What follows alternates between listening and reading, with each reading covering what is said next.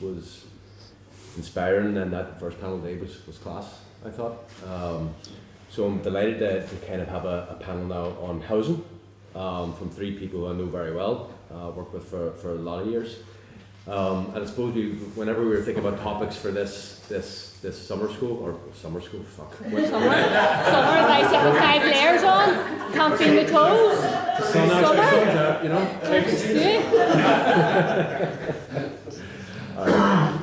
Fuck that.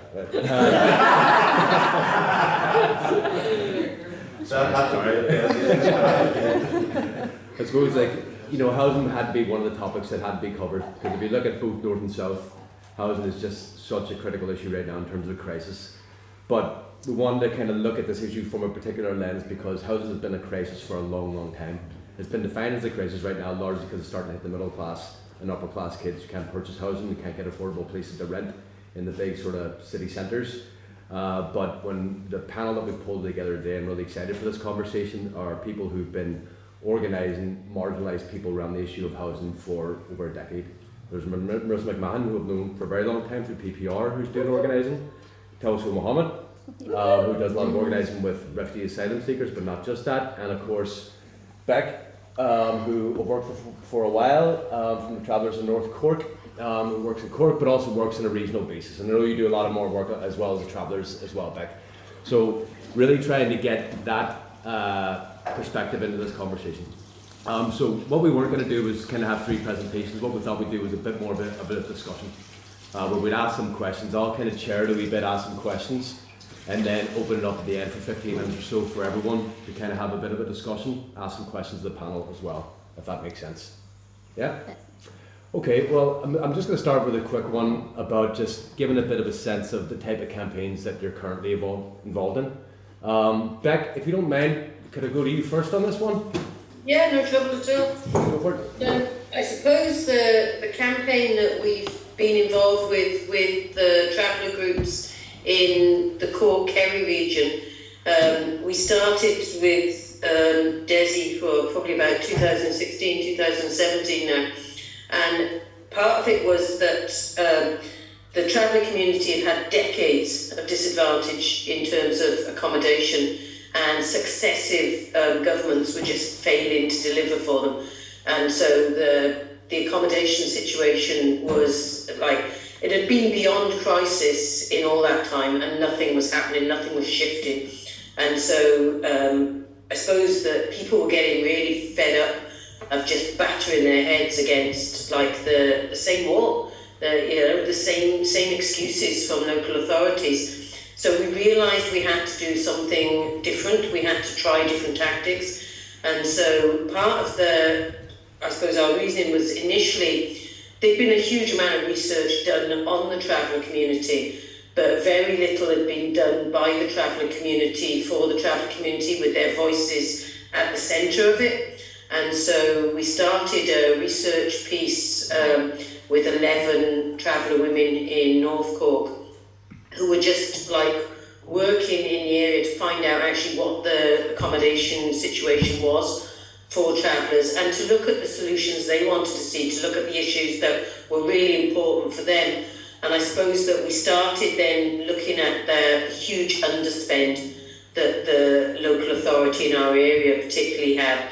And then we realised that we were talking to other groups, and realised it was the same situation for travel projects around the country. Local authorities were not drawing down the money for traveller accommodation, and we had families that were living without basic amenities, so without water, without electricity, at a time where the local authority was just sending all the money back and saying there was no need for it. And part of that was like a forced assimilation that they wanted to do. They wanted to force travellers into accepting standard housing and to lose all of their nomadic tradition. And so, they were really successful in it, because they used policy as well to ensure that they'd almost criminalise nomadism without providing any sort of culturally appropriate accommodation to allow people to carry on practising nomadism. So that was one of the issues that the women wanted to look at. And another one was just the real shocking standards that were there. we had a halting site in our area that had been part of the traveller accommodation programme since it was started, since 2000. And it took about 15 years to get electricity on the site, and water was the same, and to this day it's like they still have issues with basic access. And we're I suppose that the idea of putting it back into the hands of the travelling community themselves is that they could actually decide, what they wanted to focus on as the key issues. Ballydonine for us was a huge issue, and fortunately we've just had some success in getting that hopefully handed over away from the council into the hands of a traveller-led approved housing body. So that's taken quite a long time to bring about, but I think it's because the community have stayed on top of it and kept the pressure on. And it's like, and we didn't just, there was no point in just pressurising the local authority because they weren't doing anything. And they were happy to be the block for us. So it was about actually finding tactics that allowed us to go round the local authority and put pressure on from other angles, to the point where that they couldn't then stand up and carry on doing what they were doing. So that they had to, they knew they had to change. They knew other people were then focusing on the way they failed. And so it was just like, I suppose for us now, the campaign has been moving out of North Cork and actually involving a regional based group. So there's 6 projects now that work together regionally, and we're also involved in national campaigns now. So trying to move that out. So at the moment we're just training up a new group of human rights monitors that involve travellers from Cork, Kerry and Galway, in the hope that we can bring people together to actually put more pressure on. And that group of people are also involved there with the Irish Traveller Movement, who've been doing obviously work around accommodation for years, but it's trying to link it all together so that then the pressure is really on. Right. So there's a couple of things I want to pick up with you there, Bec, but even just to kind of go around the houses on this, Marissa, do you want to kind of give us a sense of what you're doing with your life these days? Round houses, no pun intended, Dessie. Can't find one to go round. These days, yes, so a bit like back, the campaign has evolved. So way back when that word earlier, she ages people, I'm not saying nothing. When it started, I was part of Seven Towers residents group. Fast forward about 14 years, and it's now Take Back the City coalition. And a bit like Bec was saying there, it's working with different groups of people. But throughout all those years, the same issue remained. Homes weren't being built where they were needed. Serious issue with substandard homes being built. People living in hostels, sofa surfing. And the coalition evolved out of the fact that homeless families back in 2015 had started to map massive pieces of land. Most of it publicly owned, where homes could be built and should be built. This is in Belfast? In Belfast, yep, but weren't. And brought on board other people like planners and architects, people who were, knew their stuff in terms of permaculture, who are now a coalition that are working extremely hard on a daily basis outside of their own lives. They've all got their own jobs and lives as such, but because they see the vision that these homeless people, homeless families, people living in housing stress have seen for the last 7 odd years. And the main focus of Take Back a City at the minute is, where am I in West? Mackey's, somewhere out there. Mackey's, which is a massive piece of publicly owned land that has been passed to planning for nothing but a greenway. And families have, and Take Back a City have launched an international architects competition that looks at having a greenway, because it's extremely important, but also having homes in an area that has the highest need for homes in the whole of these 6 counties. Mm-hmm. That's all I'm doing, Dessie. What about you? Right. Currently in the process of asking you questions, Marissa. But now it's your turn, Twasul. So I work with refugees and asylum seekers in the housing campaign, and the refugees community they face the same housing issues like local people, and on top of that, racism and intimidation. So since I have started working with PPR, I've seen all types of terrible houses people are living in, the mold and damp and rodent infestation, and you are talking about people who are already traumatized, coming from countries that are war-torn, and people are fleeing persecution, and mostly will be single moms coming here with their children, and some of the times they're not even speaking English, and there is no way of communication with people here. So I have PPR have been supporting families to put pressure on the landlords and the authorities to make sure that people are living in housing conditions that are somewhat up to the human rights standards, which is not happening, of course. So asylum seekers are not under the housing system. Like the accommodation of asylum seekers is not including, the housing executive is not responsible of housing them. It used to be a private company before, but that private company was supervised by the housing executive. So 6 years ago when I came, I lived in initial accommodation that was managed by a private company, but we used to have people investigations accommodation from the housing executive. Now this practice has changed. The current company responsible for the accommodation of asylum seekers is a private company. It's called MIRS, and housing executive don't have any relationship with them, so it's all their responsibility, and they are not monitored. There is no any oversight over them.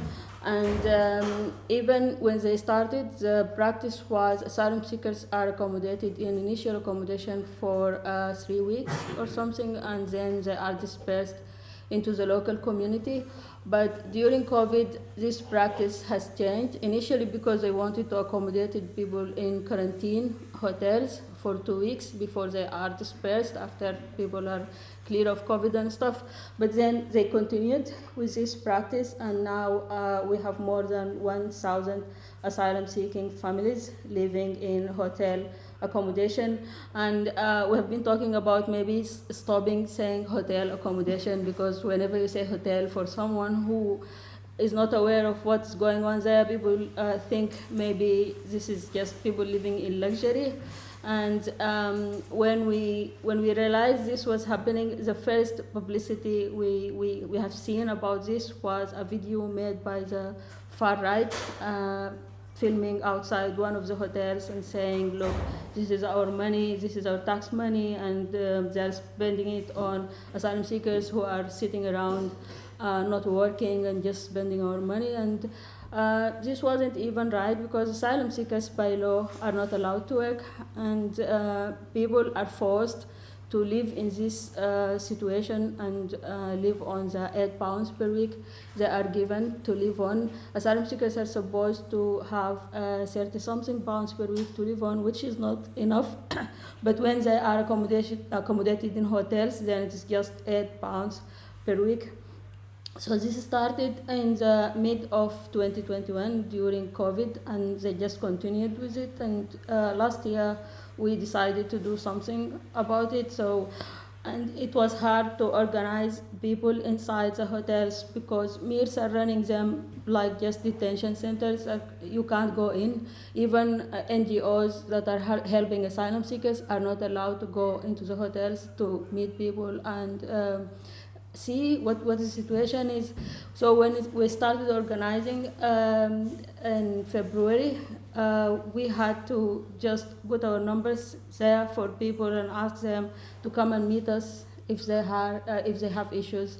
So the first 15 families that came to meet us, and we were trying to help them write complaints and tell us about the conditions they are living in.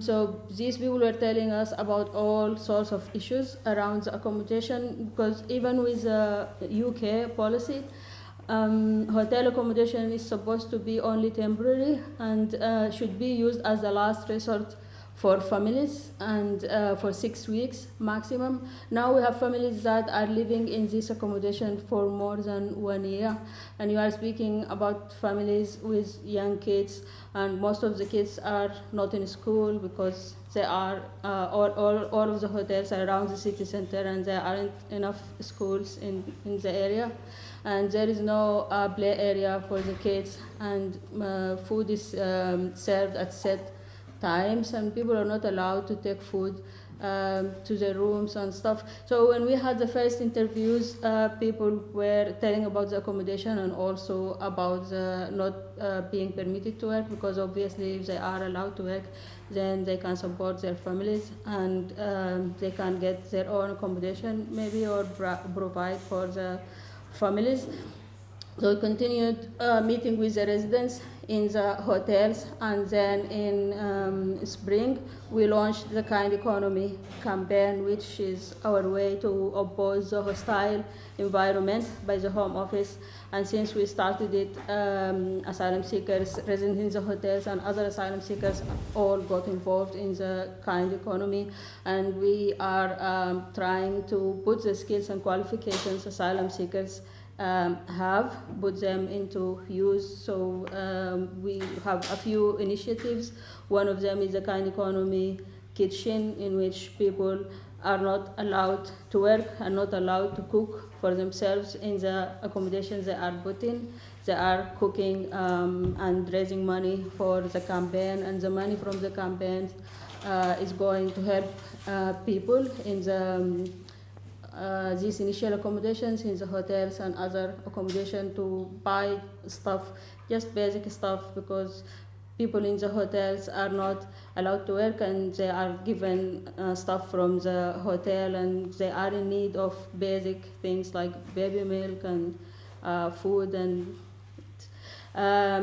so since we started the campaign, nobody knew about this situation happening, but now we are getting more attention from the media, and many politicians from different parties are getting involved and meeting regularly with meals and trying to put pressure on them. So hopefully this will change soon, but of course, they are making profit out of it, and meals and hotels, because these hotels are paid full occupancy when they are accommodating asylum seekers, even if the hotel is not full, and even just the broker who made the deal between the hotels and meals is making a lot of money and is building his own building now, and so everyone is making money over the misery of asylum seekers and families who are living there.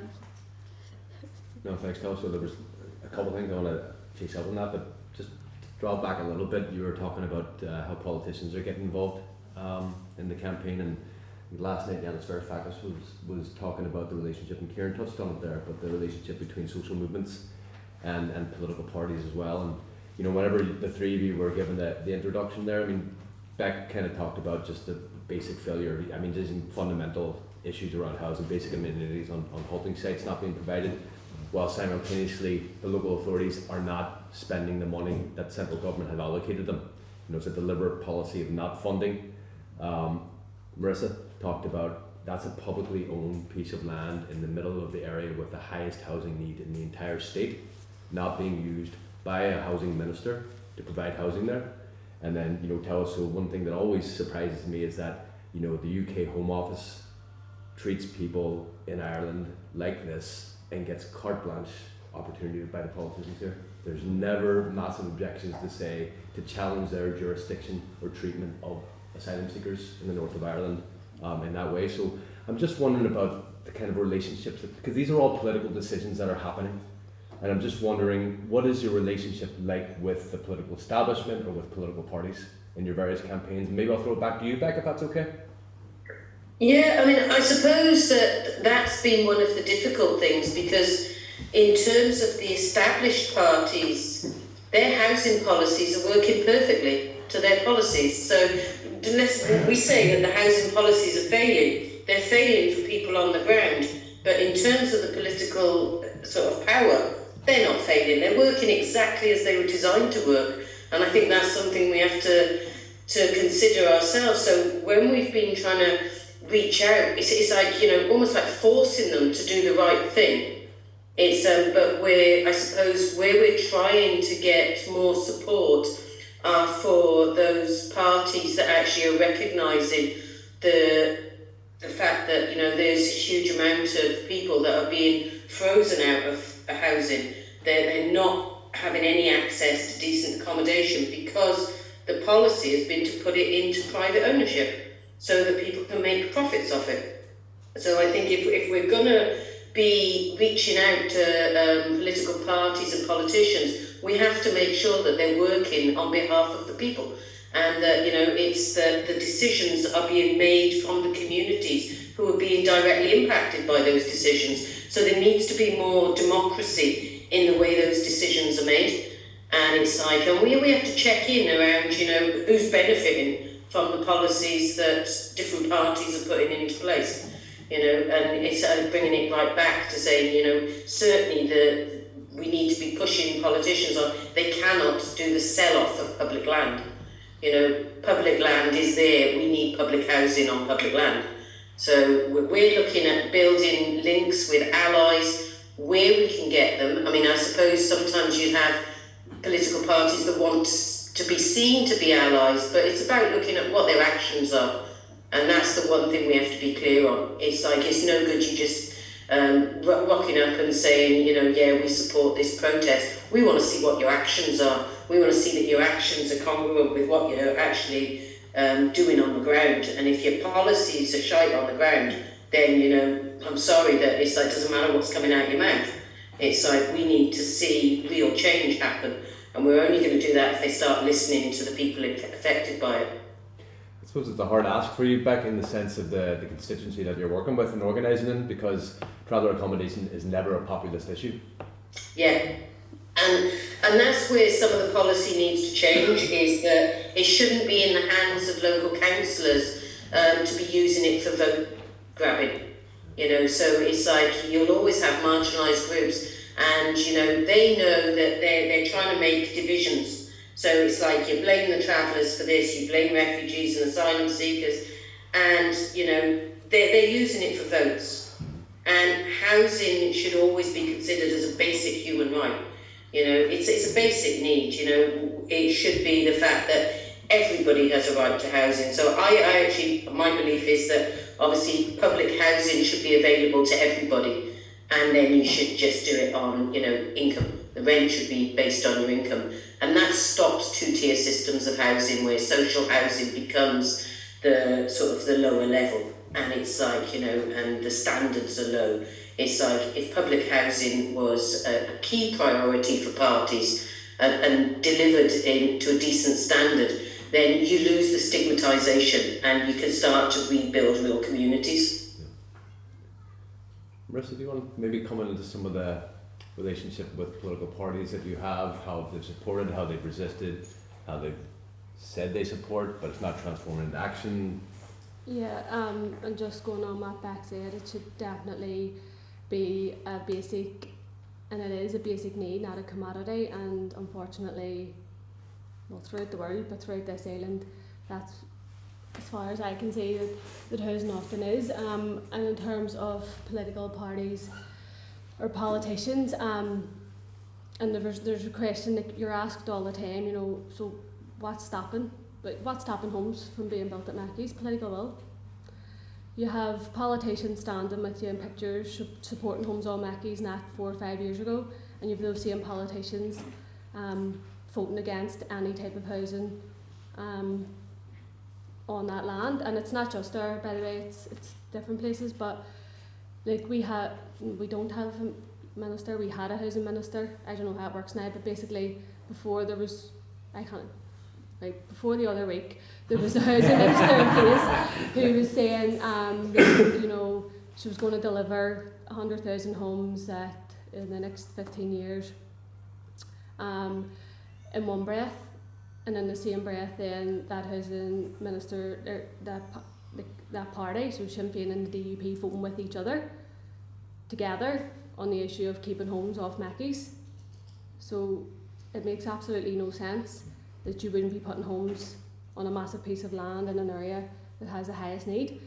And in saying that, something that Kieran picked up on earlier on, or Kieran had said earlier on, that, you know, politicians or political parties will pick up a bit of it if it seems, you know, a big issue and a popular issue, and it's the people underneath. So it's continually like back in like Twasul, those families that are coming through. And if we're being brutally honest, whether it was the housing minister that was in place and the one before her and the one before her, but they're doing something seriously wrong. There's 44,000 homes waiting to be housed in these 6 counties. So whatever it is you're doing, for all the policies and for all the legislation and for all the whatever they write down and say, it's not transparent into homes, affordable homes, decent homes that people can live in and that are sustainable. So sometimes it's, what is the point? So what about the politicians who have supported you? How have they supported you or not? Some of it. The problem with refugees issues is that authorities and political parties in Northern Ireland will always say it's a reserved matter.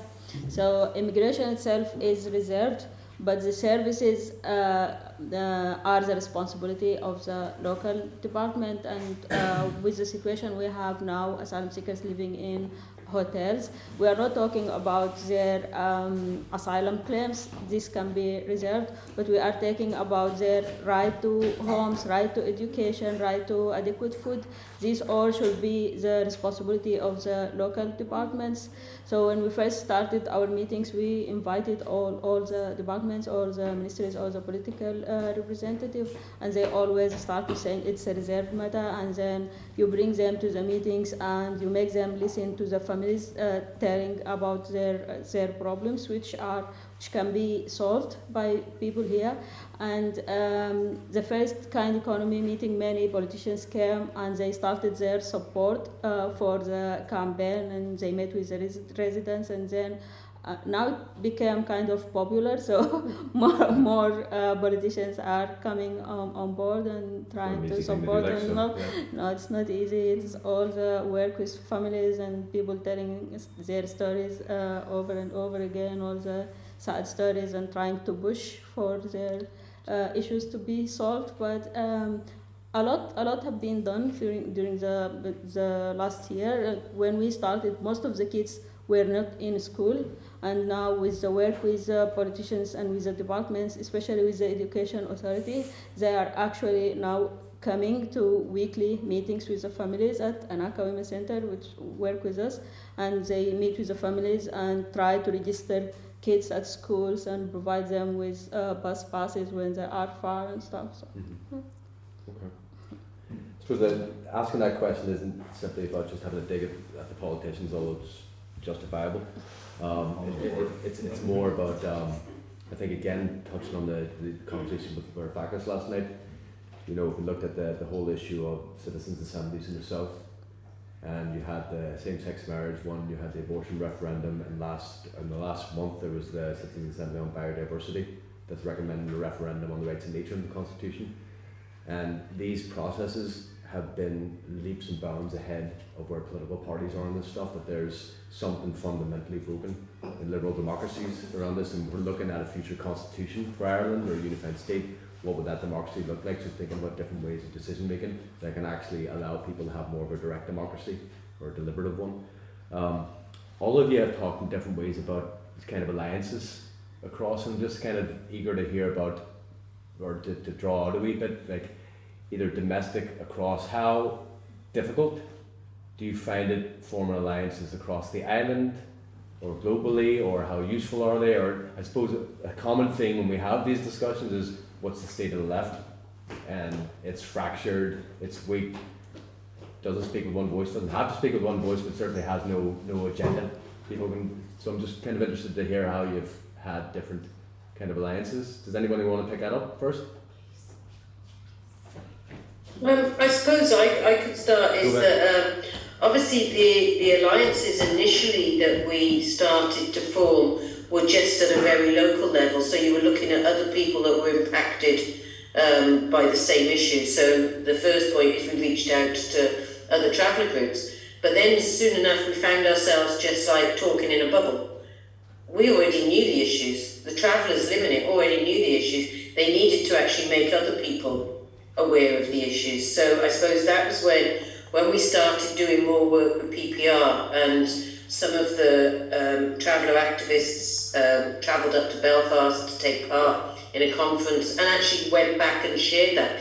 The learning there was actually meeting with other grassroots organisations, so other people that were experiencing the same housing issues actually had more of an impact, because then you feel as if like somebody else was listening outside of the traveller community, outside of traveller projects, and we were learning from the different tactics that were used in different areas.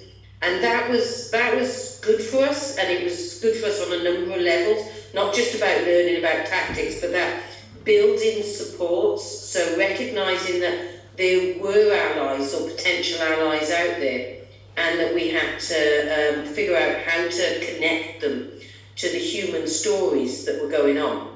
So it's like, once you brought it back to the human stories, then most people could connect and realise, nobody wants to see their family and their children living without basic services, without water, without electricity, not able to go to school because they're too far out, because they've been pushed right out to the margins. So when we started doing that, more of that work, then you started to realise there were actually more potential allies there. And it's a work in progress, because we did hold an allies meeting in the early stages, and I suppose that, we were quite surprised how many people showed up. And then I think it shocked us. We weren't really prepared. We didn't know what to ask them to do. It was like, say, yeah, give us your support, but then we need to make it real. How can they support? We need to give them jobs to do within it. So we're starting to build on that a bit more now. But there are allies out there, very definitely. And I think that part of doing the human rights hearings made us realise that the allies are just not at home. There are allies globally. And I think that forming those grassroots campaigns where you're linking different issues to the same thing, that's the thing that's going to create the cultural shift that we need to see. Marissa, when you were talking about kind of the evolution of the housing campaign from a group of women in Seven Towers to what is now a coalition, where you've got women alongside architects, alongside academics, alongside, how difficult is that coalition to manage? Easy peasy. It's the reason I have no grey hair, no wrinkles. I'm only joking. But yeah, I mean, it is and it isn't, and everybody plays a role at certain points, and people, at the core of that is always those most impacted, and that's who'll always drive any campaign. Like Kieran had said earlier as well, and Twasul and Bec have also spoke about, but sometimes you look, and I don't know, Bec, have you found this too? Sometimes it's a group here and it's a group there, and as an organiser, I don't sometimes see the bigger picture, that the group of women that's organising around a garden on an interface up here is very much part of a group of people in Guardian and Fubble every Friday, is very much part of the groups that Twasul organise with, because you do feel like you're talking to yourself sometimes, or sometimes people do feel, I know I certainly felt 14 years ago I was the only person in the Seven Towers with damp and mould. Everybody was living like that, and there is certain points it creates, spaces are created to come together, but more importantly I think when the coalition started to build and other people outside of people in housing stress started to take, and not politicians, an interest and a want to change things, because nothing was being changed from up here, and it was literally, let's change it from down here. I think that definitely does something, and it puts a shift on a campaign, and you've Martin Dunn coming from New York 2 weeks ago, standing here telling people how it can be done, because you're constantly hearing that it can't. And there's no way that and you have people saying, but it can, and I'm here and I'm supporting this campaign, and there's definitely something powerful about that. Do you want to come in, Twasul? Yeah, I think we have different types of allies. I think since we started the campaign and along the way, when we started first meeting the residents, and then people were talking about issues around the food and it's not culturally appropriate and stuff. And then we were approaching the holy month of Ramadan, which is in which Muslims fast, and we decided to provide some meals for people in the hotels just to help with the thing. And then we took this opportunity to talk about all the issues they are facing. So we had these meals and we put the call out there for people in the local community to help with donations for the food. So people donated and actually came to the meals. So we had different types of people in the room eating with asylum seekers and cooking with them and talking. And then that gave people the opportunity to find out what people are actually facing. And then many people became allies. And then when we launched the campaign, the Kind Economy campaign on the website, and we asked people to take action, then more than 70 between organizations and individuals signed up to the Kind Economy and said they want to help asylum seekers and people from different areas. And that's how we started cooking, because some of people in the hospitality sector signed up, and because they are in need of staff already, and asylum seekers want to work, and they started helping with cooking. And now we have people from different areas wanting to help and wanting asylum seekers to work with them together and stuff. Thanks. Listen, we've got about 10 minutes and we'll break for lunch, so I'm just going to open it up. Does anyone have any questions for anybody on the panel? No? Siobhan? Dessie, I suppose I feel really lucky. I've been involved in the mental health campaign with PPR, but much of that, the other campaigns overlap. So I have had the experience of listening to what people are actually dealing with and what they're enduring. And one of the things that's really struck me, that if we're talking about an Ireland's future and a new Ireland, that we need to face down fascism at every time it rears its ugly head. We've seen East Wall protests and the right wing exploiting this issue, and I think it's incumbent on the rest of us to stand up and stand in solidarity. Direct provision in the south is just disgraceful as what it is and what asylum seekers are experiencing here in the north. But one of the things that really, really strikes me, and I don't know if other people feel angry about it, with the war in Ukraine, we've seen a completely different political will from the southern establishment and indeed the UK government, and how there's a hierarchy of refugees or asylum seekers. And I really do think it's time that it's called out. I think that it's racist. I think that it's bigoted. And when they can give Ukrainians the opportunity to have medical health care and access to school and access to work, yet we have people living in direct provision, or indeed what people are living not catered to their needs, mouldy bread, no access to water, hot water being turned off at certain stages of the day in these hotels. You've headbangers like Jolene Bunting standing outside hotels, but equally we are now seeing this rise of fascism in the south, where people are exploiting these issues. And I think it's incumbent on all of us to stand in solidarity and call it out every chance that we get, that it's bigoted, that it's racist, and it's not in our name. Irish people have went to all corners of the globe and been welcomed. We know what they faced whenever they went to certain places: no blacks, no dogs, no Irish. Are we really going to allow a new Ireland to have that ugly face, where people don't come here, seek a better life and seek refuge, are going to be treated the way Irish people were treated in the 70s? I think we all need to stand up and say, not in our name, and no to racism at every chance we get. Just in terms of the housing issue generally, I think when you were speaking there, Marissa, it was kind of reminded of some of the experience of having a campaign. Obviously, you try and draw relations and parallels, and we would often be, get these kind of liberal oppositional voices, or people who talk about, I'm not against the Irish language, but I just don't want to see signs, or I'm not against the Irish language, I just don't want to have to hear it on the radio and stuff. And similarly, when you were talking about, and yourself and back talking about housing being viewed as a right, I think that that's something that will have broad and mass appeal. But it's when you start to dig below that, in terms of particularly around social housing, and even within areas like these, people that have now purchased homes, who themselves grew up in social housing and now have their own home would say, yes, I agree with social housing, but I just don't want the estate to be built beside me. Or I agree with this, I agree with travellers having access to halting sites as long as that halting site isn't beside me. And I just wonder, wanted to find out what your experience and how you break beyond that, because it's one thing certainly getting that appeal for housing as a human right, but it's practically how that rolls out, and particularly the state and power and the oligarchical state that we live in is very, very, as excellent at pitting people against each other, people at the very bottom rung against each other.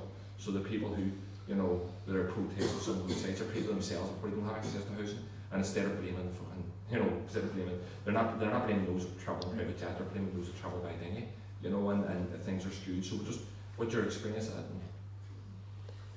Beck, do you want to come in there? Yeah, I mean, I think you're absolutely right when you said it's about pitting people against each other. That's exactly what it's about.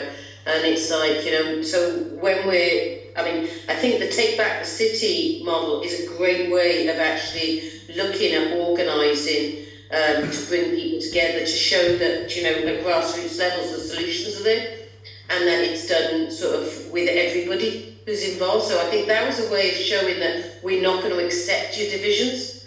We're actually going to work together. We're going to show you a model that works. You're going to like it or lump it, but sooner or later you're going to have to come on board with this, because we're going to actually keep rolling out these models. We're going to keep working in this way to say that we're not going to allow that sort of division in there. I think, in terms of the way that the housing system has to change both north and south, is the one thing we very definitely have to do to deal with some of those structural inequalities is we have to have models of public ownership of the land again. And, for me that is a definite, that then we actually look at the development plans of that land have to include all of the communities that live there. And so it doesn't go out for people being able to block. So if you're building new estates, then you work with everybody that's going to be living there to design that estate, to make sure that people are included. But I think that we've got to maybe legislate so that public land cannot be put into the hands of vulture funds, and that we're not starting to look at that private ownership model. I think that we need a proper public housing model, both north and south. Yeah, and just on that thing, Kieran, the site that I'm talking about up the road, part of that was happily handed over for private development. And you have time and time again, from right back from when I can remember, from Girdwood, for the Hillview, the Mackies, politicians, intervening to stop a certain type of homes being built, and politicians stating things on Twitter and other social media sites, and have you consulted locals? Well, who is local? Is it that asylum family that we're working with in that local area? Is it them 3 family hostels within a 1 mile radius in that local area? Do we talk to residents who live in and around the area? We do, yeah, but more importantly, we talk to all those people who are waiting on a home. And who am I, as somebody with a roof over my head, to say, or to veto homes being built for the 2,000 children in this area in West Belfast alone, who don't have a safe and secure and permanent home over their head. So you come up against that all the time, and sometimes from people who you would have been led to believe would have been your ally. But definitely what Beck says about breaking that, and it's always great, and Siobhan, you touched on it, us against them, and it's them's, and it's everybody's issue. It's everybody's issue in this room that we have 2,000 kids in this area alone. It's everybody. It should be everybody's issue. I should just going to ask. 1 more second, Sean. Well, I'm alright if you want to go first. I'm just going to ask if there's enough pressure being put on the political parties, because you think about the waiting lists only around West Belfast, and they're huge, but I don't hear politicians talk about housing issues and people waiting on houses, every day. It should be spoken about, obviously. Yeah. One. Dessie, we touched on, I think, some of that yesterday when we talk about political will and moving the politicians and effective change. you know, that benefits local communities and benefits society at large. And I live on Springfield Road, you know. I've always lived there, you know. I used to live on in Bombay Street with grills on the windows for 30 odd years. So I know the area very well. I'm very aware of the demographics of the area and how there seem to be changing, especially in the area where the McMahon site is situated, you know. So you'll have those competing interests, if you will, with it would be perceived to be, even if it's quite a mix of foreign nationals coming in and asylum seekers and that, and of local people in that there too. But the discussions in the community are not being had, and politicians who are representing our communities, and they know what the need is, both socially and at a community level, and are actually voting against the interests of those people who put them in power. And then we've got to say to ourselves, so they're being influenced, and I'd say adversely influenced, but it's not by the local community, those that put them in position. So whose interests are they benefiting? So it'll be property developers, it'll be landlords, it'll be, you know, private firms that will want to locate in that area, and they not want this perception that it's a socially excluded area, it's social housing, and it's lesser than what we want for that area. So they have a fixed desire for what they want in that area. But I have to say, like, you know, and as a local, I'm quite happy to see that as a shared site with Protestant, Catholic, foreign national, asylum seekers, and everyone that needs housing on a priority basis, because let's face it, if you go to the hospital, it's not the wealthiest that will get seen first. It's those that are in most need, you know. They'll be triaged, and people need to understand that that is the system by which people get houses, do you understand? So it's to dispel some of the myths that we have in our areas that, oh, these people are coming from overseas and they're getting housing ahead of our people. Like, you know, so we need to dispel some of those myths within our communities, but we really need to challenge these people who are claiming to represent us. I'm not for representative democracy, because they'll put in front of you a political manifesto to say we're going to deliver the world for you, and then they get in, that gets quickly thrown in the bin, and then they start serving the interests of other people. And it's not people from the area, it's not people who we want to welcome into the area, it's interests that are being served with these people. We need to develop a mechanism by which we can start affecting, impacting, lobbying at a local level, at a community level, these politicians. And if we can't, we need to devise plans by which we replace them. Honestly, we have solutions to our own problems here. We have people who can think creatively, and they can develop the plans, the proposals. It needs to be coming from the grassroots. No politician's going to serve our interests, and once we find them out, challenge them and try to change these circumstances. I was, along with Michael, was involved in the Residents Association within the area, and for 6 months I've been asking for the copy of the Constitution. Told we'd get it shortly. What do you want it for? You're a committee member of the residents group. What do you want it for? Because we need to know what the Constitution is, what policies and procedures do we have. All dig them out and I'll get them to you, and I'm chasing it up. But where are they? Oh, one, but we don't have any. But we're going to get some, and we'll get them in place. This is a representative residents' body from the area in which I live. This is why these issues, as important as they are not being discussed. They don't want them discussed within the community. The community has to affect change from within, and we need to do it on a priority basis. We need to be welcoming, we need to be inclusive, but they need to be our plans as well, you know. They're not going to do it for us. Dessie, no, thanks you. Just want to wrap up here, so Sean, do you want to come in and then we'll just... Yeah, sorry, I let you go first. I should have went.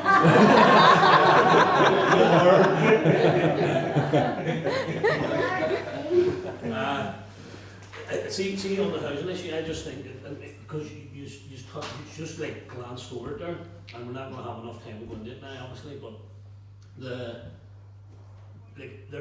we cannot build a new Ireland on the current property and land interests in this country. It cannot be done. Only The only thing that can happen there is that those landlords will continue to rule Ireland. All aspects of it, all aspects of politics. Developers run this city, and they run the politicians in this city with their plans. This city is effectively a prison, inside of which are Catholic families and refugees on one side of the wall, and then dwindling Protestant populations on the other side, who are also imprisoned underneath loyalist paramilitary structures. And this city continues to operate like that prison. And that prison can't be the future for housing. There's no future in it. So see the stuff that you've done to map, like to really do the thing that Aina's said, which is find a wee problem like the pigeon shit or the damp or the lack of food or the budget and pull on the string and see how far that accountability thread goes. For me, that's critical work. And if people want to do and get involved in all, like get behind them women and kids. You know what I mean? Get behind them families who've already done the work, who've already mapped the land, who've already walked around all the corners, who've already heard all the excuses. Get right in behind them, you know what I mean? They are the interests that you should put your power behind in order to enable new power to emerge here and challenge property. Otherwise, we're going to have your man who's running the hotels, making millions, 4 times as much profits that the hotels have ever made pre-COVID, building more hotels for himself. There is no interest to put those families into these communities. There's no interest on that part of that hotel owner to put those families into these communities. Why? Because they're a fucking commodity. They're earning money. So that's not going to change, and it's definitely not being challenged enough or enabled enough by political power at all the levels, small parties and big parties, because to be honest, the prison that they're in, they go to Belfast City Council and officials will threaten to financially sanction them if they don't go with the developers. So see, unless you can stand up to that infrastructure as a politician, then you're not worth your salt. And I think in Belfast there's microcosms, in Cork, in Kerry, in Galway, in Dublin, there's microcosms of what the big problem is, and you need to roll in behind the analysis that's coming out of women and kids' mouths who are living in homeless hostels and contingency accommodation and on sites that you would imagine were built 2 centuries ago. Yeah. No, thanks, Sean. We've overstretched our mark by a wee bit here, so we'll probably just wind up, if that's okay. Safe and all that we're just starting a conversation around this stuff as opposed to finishing it with the panel. So can I just say thanks very much for Bec for streaming in to join us today. It was really valuable, Bec, and thanks very much.